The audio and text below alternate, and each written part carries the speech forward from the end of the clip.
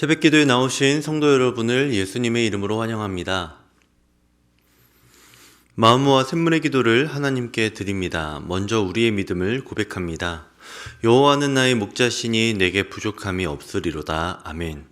우리의 선한 목자 되신 하나님, 주님의 인도하심 안에 참된 평안과 만족을 누리게 하심을 감사합니다. 가정의 달을 맞아 우리 가정과 공동체 가운데 주님의 선하심과 인자하심이 날마다 새롭게 경험되게 하옵소서. 교회와 예배를 위해 기도합니다. 주의 집에 사는 자들은 복이 있나니 그들이 항상 주를 찬송하리이다. 아멘. 예배 받으시기에 합당하신 하나님, 샘물 공동체가 예배를 통해 주님의 임재를 경험하게 하시고 말씀을 통해 생명의 능력을 체험하게 하옵소서. 작은 목자 훈련에 참여하는 모든 성도들이 말씀으로 세워지고 진리 안에서 자유를 누리는 참된 예배자가 되게 하옵소서. 목장과 가정을 위해 기도합니다. 새 계명을 너희에게 주노니 서로 사랑하라. 내가 너희를 사랑한 것 같이 너희도 서로 사랑하라. 아멘.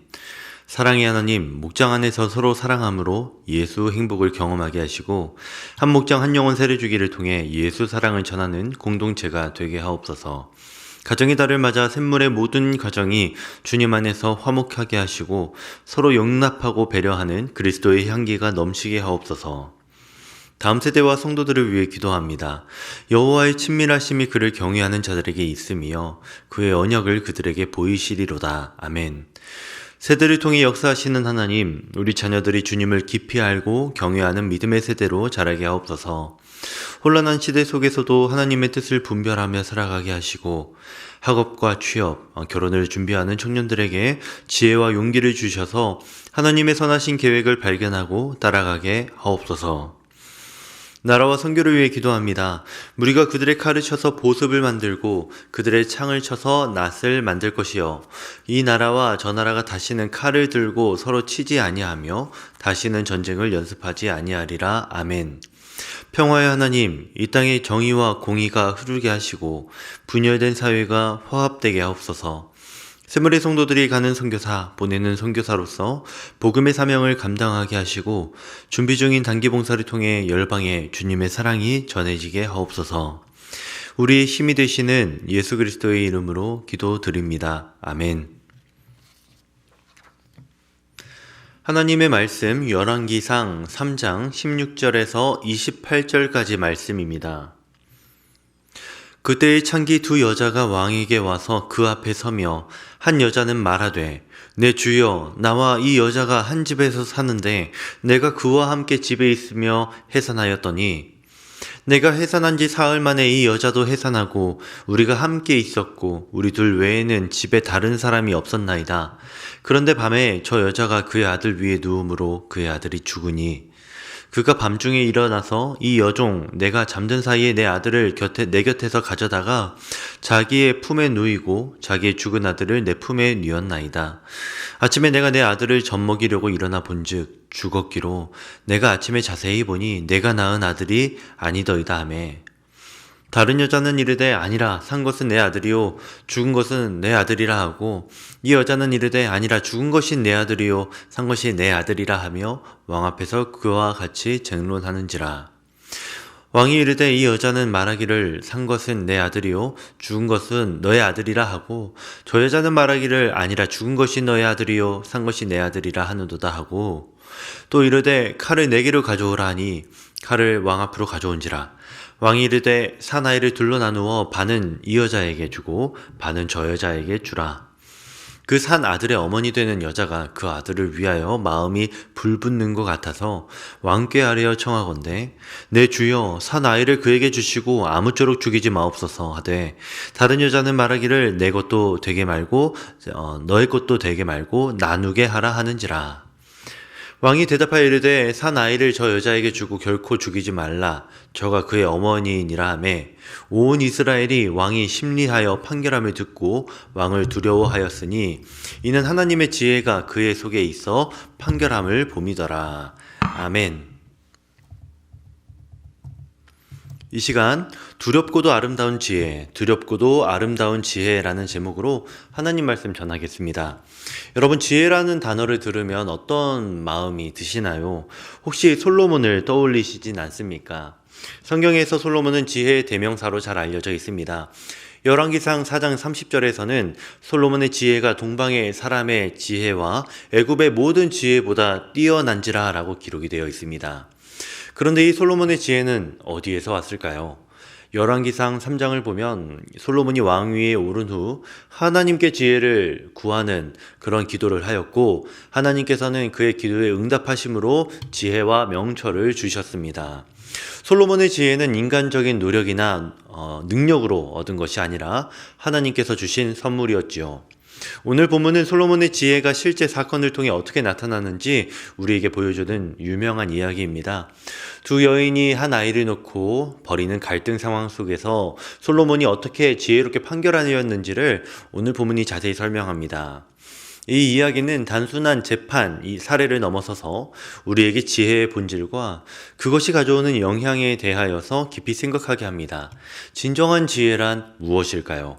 지혜는 단순히 많은 것을 아는 것이 아닙니다. 하나님께서 주시는 지혜는 그저 문제를 해결하는 도구만이 아닙니다. 그건 때로는 두렵고 더 나아가 때로는 아름다운 모습으로 우리 삶에 임합니다. 오늘 아침 우리가 함께 이 본문을 통해 주님의 지혜는 우리 삶에 어떤 영향을 미치는가라는 질문을 가지고 말씀을 살펴보려고 합니다. 솔로몬의 이야기를 통해 하나님께서 주시는 지혜의 특성과 그것이 우리 삶에 어떤 변화를 가져오는지 함께 이 시간 생각해 보겠습니다. 주님의 지혜는 우리 삶에 어떤 영향을 미치는가? 먼저 지혜는 하나님의 선물입니다. 지혜는 하나님의 선물이다. 약속을 지키시는 하나님의 선물. 그것이 바로 지혜입니다. 솔로몬의 지혜의 이야기를 제대로 이해해 보려면 우리는 오늘 본문보다 조금 더 앞으로 올라가야 합니다. 열왕기상 3장 초반에 보면 솔로몬이 하나님께 무엇을 구했는지 나오게 되죠. 5절에서 하나님께서는 내가 너에게 무엇을 줄고 너는 구하라 라고 말씀을 하십니다. 그때 솔로몬은 은이나 금, 권력이나 장수함 이런 것이 아니라 듣는 마음을 구했습니다. 9절 말씀에 누가 주의 이 많은 백성을 재판할 수 있사오리이까 듣는 마음을 종에게 주사 주의 백성을 재판하여 선악을 분별하게 하옵소서 라고 기록이 되어 있습니다. 하나님께서는 이 기도를 굉장히 기뻐하셨습니다. 솔로몬은 자신의 유익이 아닌 하나님의 백성을 위한 지혜를 구했기 때문입니다. 그래서 하나님께서는 솔로몬에게 지혜롭고 총명한 마음을 가득 부어주셨고 나아가 그가 구하지도 않았던 명예와 영광, 부까지도 주시게 됩니다. 이것이 오늘 본문의 배경입니다. 우리가 읽은 두 여인의 아이를 둘러싼 재판 사건은 하나님의 약속이 어떻게 실현되었는지를 잘 보여주는 실제 사례에 해당이 되는 것이죠. 하나님께서는 약속하신 지혜를 솔로몬에게 실제로 주셨고 그 지혜는 가장 어려운 판결의 순간에 빛을 발했습니다. 이 사건은 우리에게 중요한 진리를 가르쳐 줍니다. 지혜는 인간의 노력이나 학식으로만 얻어지는 것이 아니라는 것이죠. 진정한 지혜는 하나님께서 주시는 선물입니다. 야고보서 1장 5절을 보게 되면 너희 중에 누구든지 지혜가 부족하거든 모든 사람에게 후히 주시고 꾸짖지 아니하시는 하나님께 구하라. 그리하면 주시리라 라고 기록이 되어 있습니다. 우리도 마음을 다해 하나님께 지혜를 구할 수 있습니다. 우리가 사는 이 시대는 수많은 정보와 지식이 넘쳐나지만 정작 지혜는 부족한 시대입니다. 많은 사람들이 어떻게 살아야 할지, 어떤 결정을 내려야 할지 혼란스러워합니다. 이런 때일수록 우리는 하나님께 지혜를 구해야 합니다. 그런데 한 가지 주목할 지점이 있습니다. 솔로몬이 구한 지혜는 자신을 위한 것이 아니라 하나님의 백성을 섬기기 위한 것이었던 것이죠. 마찬가지로 우리가 하나님께 구하는 지혜도 이기적인 목적이 아닌 하나님의 뜻을 이루고 이웃을 섬기기 위한 것이어야 합니다. 성도 여러분, 여러분은 지금 어떤 상황에서 지혜가 필요하십니까? 직장에서의 중요한 결정과 자녀 양육, 그리고 인간관계의 어려움, 혹은 신앙생활의 도전 앞에서 지혜가 필요하진 않으십니까? 하나님께서는 우리에게도 솔로몬에게 하셨던 것처럼 지혜를 주시겠다 지금 말씀하십니다. 우리가 해야 할 일은 겸손한 마음으로 그분께 지혜를 구하는 것입니다. 하나님께서는 약속을 지키시는 분이십니다. 솔로몬에게 지혜를 주시겠다라고 약속하셨을 때 그 약속을 지키셨습니다. 마찬가지로 우리에게도 지혜를 구하면 즉시 주실 신실하신 하나님이십니다. 이것이 우리가 확신을 가지고 지혜를 구할 수 있는 이유입니다. 주님의 지혜는 우리 삶에 어떤 영향을 미치는가? 두 번째로 지혜는 아름다운 섬김입니다. 아름다운 섬김. 여러분, 지혜는요, 아름다운 섬김입니다. 여러분, 하나님께 받은 지혜는 사람을 살릴 수 있는 아름다운 지혜입니다. 그런 지혜를 여러분도 구하시길 바랍니다. 본문을 좀 더 자세히 살펴보겠습니다. 두 여인이 한 아이를 데리고 솔로몬 앞에 섰습니다. 두 여인 모두 창기였고 한 집에 살았으며 사흘 간격으로 각각 아이를 낳았습니다. 그런데 한 여인의 아이가 밤중에 죽었고 그 여인이 다른 여인의 아이와 자신의 죽은 아이를 바꿔치기 했다는 주장이 제기되었습니다. 이 상황에서 솔로몬은 어떻게 판결했습니까? 24절에서 25절을 보게 되면 왕이 이르되 칼을 내게로 가져오라 하니 칼을 왕 앞으로 가져온지라. 왕이 이르되 산 아이를 둘로 나누어 반은 이 여인에게 주고 반은 저 여인에게 주라 라고 말씀하십니다. 얼핏 들으면 충격적인 판결입니다. 아이를 반으로 나누라니요. 하지만 솔로몬의 진짜 의도는 이 극단적인 제안을 통해서 진짜 이 아이의 엄마가 누구인지를 알아내는 것이었습니다. 그리고 그의 지혜로운 이 전략은요, 성공했습니다. 26절의 말씀을 보게 되면 그 산 아이의 어머니 되는 여자가 그 아들을 위하여 마음이 불붙는 것 같아서 왕께 아뢰어 이르되 청컨대 내 주여 산 아이를 저에게 주시고 아무쪼록 죽이지 마옵소서 하되 라고 기록이 되어 있습니다. 이 이야기에서 우리는 지혜의 또 다른 면모를 봅니다. 지혜는 단순히 똑똑한 해결책을 찾는 것이 아닙니다. 지혜는 때로 아프고 충격적이며 날카로울 수 있습니다. 솔로몬의 판결은 감상적이거나 양쪽 다 달래는 타협안이 아니었습니다. 그것은 진실을 드러내고 정의를 세우기 위한 과감한 결단이었습니다. 그리고 그만큼 이 지혜는 참으로 아름다웠습니다. 왜냐하면 그것은 생명을 살리는 지혜였기 때문이었죠. 솔로몬의 목적은 아이를 나누는 것이 아니라 아이의 생명을 살리고 참된 어머니 밑에서 기르도록 자라도록 하는 것이었습니다. 그의 지혜는 궁극적으로 섬김을 향했던 것이죠. 약자를 보호하고 정의를 세우고 진리를 드러내는 그러한 섬김이었습니다. 오늘 우리 사회에서도 이런 지혜가 절실히 필요해 보입니다. 유전자 검사도 없던 시절 오로지 사람의 마음만 의존하여 해결책을 찾아야 했던 이 솔로몬의 상황처럼 우리도 때로 명확한 답이 없는 상황을 직면할 때가 있습니다. 아이를 둘러싼 이 두 여인의 갈등은 우리 삶의 많은 이해할 수 없는 갈등들을 해결할 수 없는 상황들을 대표하고 있습니다. 가정과 직장, 교회에서 우린 서로 다른 주장과 이해관계가 충돌하는 그런 상황을 자주 만나게 됩니다. 이럴 때 우리는 어떻게 해야 됩니까? 하나님께서 주시는 지혜는 단순히 갈등을 피하거나 모든 일을 만족시키는 미온적인 타협이 결코 아닙니다. 그것은 때로 날카롭고 아플 수 있지만 궁극적으로는 생명을 살리고 진리를 세우는 그러한 지혜입니다. 그렇습니다. 우리는 자신의 이익만을 추구하는 것이 아니라 약자와 소외된 이들을 보호하고 섬기는 지혜를 하나님께 구해야 합니다. 예수님께서도 이러한 지혜를 보여주셨지요. 그분은 종종 날카로운 비판과 비유로 바리새인들과 율법학자들에게 그 위선을 드러내셨습니다. 때로는 사람들이 불편해야 할 그런 진리도 말씀하셨지요. 그러나 그분의 궁극적인 목적은 항상 생명을 살리고 하나님 나라의 가치를 드러내는 것이었습니다. 성도 여러분, 우리가 직면한 갈등과 어려움 속에서 하나님의 지혜를 구합시다. 그 지혜는 때로 아플 수 있지만 궁극적으로는 생명을 살리는 아름다운 지혜입니다. 자신의 이익이 아닌 하나님의 뜻과 이웃의 유익을 구하는 지혜, 그것을 여러분 구하시기를 바랍니다. 주님의 지혜는 우리에게 어떤 영향을 미치는지 살펴보고 있습니다. 지혜는 아름다운 선물이었고 또 두렵고 참으로 아름다운 섬김이었습니다.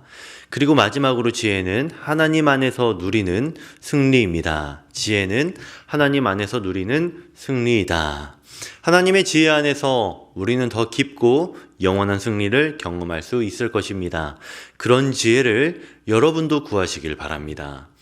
본문의 마지막 부분을 보겠습니다. 27절에서 28절 말씀입니다. 왕이 대답하여 이르되 산 아이를 저 여자에게 주고 결코 죽이지 말라. 저가 그의 어머니이니라 하매 온 이스라엘이 왕이 심리하여 판결함을 듣고 왕을 두려워하였으니 이는 하나님의 지혜가 그의 속에 있어 판결함을 봄이더라. 솔로몬의 지혜로운 판결은 여러 결과를 가져왔습니다. 첫째로 아이는 진짜 어머니에게 돌아오게 되었습니다. 둘째, 온 이스라엘이 왕을 두려워하게 되었지요. 그리고 세 번째로 가장 중요한 것인데요. 솔로몬 안에 있는 하나님의 지혜를 이스라엘 백성들이, 세상 사람들이 보게 되었다는 것입니다. 여기서 우리는 지혜의 세 번째 특성을 알게 됩니다. 지혜는 승리를 가져온다는 것이죠. 그건 단순한 승리가 아닌 하나님 안에서의 승리입니다. 솔로몬의 지혜는 구체적인 문제를 해결했을 뿐만 아니라 하나님의 영광을 드러내는 도구가 되었습니다. 이 이야기는 사실 아이를 둘러싼 두 여인의 갈등 해결 이상의 의미가 있습니다. 이 사건은 솔로몬의 통치 초기에 일어났으며 이를 통해 백성들은 그들의 새 왕이 하나님의 지혜로 다스릴 것이라는 확신을 갖게 되었습니다. 이 한 사건이 솔로몬의 왕권을 굳건히 하는데 결정적인 역할을 했습니다. 우리 삶에서도 마찬가지입니다. 하나님의 지혜는 단순히 문제 해결 수준에 머무르는 것이 아닙니다. 그건 우리의 정체성을 확립하고 하나님의 영광을 드러내며 궁극적으로 우리를 통해 승리로 나아가는 그런 도구가 되겠습니다. 우리가 직면하는 많은 어려움과 도전들, 인간관계의 갈등, 직장에서의 어려움, 가정에서의 문제들, 이 모든 건 우리를 낙담시키고 지치게 만들 수 있습니다. 그러나 하나님의 지혜 안에서 우리는 이 모든 상황을 승리로 이끌 수 있습니다. 그런데 여기서 승리의 의미를 다시 생각해 볼 필요가 있습니다. 세상이 말하는 승리는 주로 외적인 성공, 문제의 해결, 상대방을 이기는 걸 의미하죠. 그러나 하나님의 지혜가 가져오는 승리는 그보다 더 깊고 본질적인 것이었습니다. 네, 그것은 첫 번째로 상황에 대한 승리였습니다. 환경이 변하지 않더라도 우리는 하나님의 지혜로 그 상황을 다른 시각으로 볼 수 있게 됩니다. 네, 하나님의 지혜는 모든 상황을 유익하게 바꾸는 힘이 있습니다. 둘째로 그것은 자신에 대한 승리였죠. 솔로몬이 자신의 제한된 능력을 인정하고 하나님께 지혜를 구하게 되었을 때 연약한 자신을 이길 수 있었습니다. 하나님의 지혜로 정말 하나님의 지식으로 가득 찬 의로운 행동을 할 수 있었습니다. 세 번째로 여러분, 그것은 영적인 승리였습니다. 솔로몬의 지혜가 궁극적으로 하나님의 영광을 드러내었듯이 우리가 하나님의 지혜로 살게 될 때에 우리의 삶은 그분의 영광을 드러내는 도구가 됩니다. 이것이야말로 가장 큰 승리이죠. 성도 여러분, 우리는 승리하도록 부르심을 받았습니다. 그러나 세상의 방식이 아닌 하나님의 지혜로 승리하도록 부르심을 받았습니다. 이 승리는 때로 세상의 눈에는 패배처럼 보일 수도 있습니다. 그러나 예수님의 십자가가 그랬듯이 말이죠. 하지만 그것이 진정한 승리의 길입니다. 어떤 어려움 앞에 여러분은 서 계십니까? 그때 하나님의 지혜를 구하십시오. 그 지혜는 여러분을 승리로 인도할 것입니다. 눈에 보이는 상황은 변하지 않을 수도 있고 여러분의 욕구가 모두 충족되지 않을 수도 있습니다. 그러나 하나님의 지혜 안에서 여러분은 더 깊고 영원한 승리를 경험하시게 될 것입니다. 말씀을 맺습니다. 성도 여러분, 오늘 우리는 두렵고 아름다운 지혜라는 주제로 솔로몬의 이야기를 통해 하나님의 지혜가 어떤 것인지를 보았습니다. 현대사회는 정보와 지식은 넘쳐나지만 지혜는 부족한 시대입니다. 많은 사람들이 불확실성과 혼란 속에서 살아가고 있습니다. 이런 시대에 하나님의 지혜는 우리에게 방향과 목적 그리고 평안을 줍니다. 이 세상은 때로 혼란스럽고 어렵습니다. 쉬운 해답이 없는 상황들과 복잡한 갈등들, 어려운 결정들이 우리 앞에 놓여 있습니다. 그러나 두려워하지 마십시오. 하나님께서는 우리에게 지혜를 약속하셨습니다. 그 지혜는 때로 두렵고 아프지만 궁극적으론 아름답고 선한 열매를 맺을 것입니다.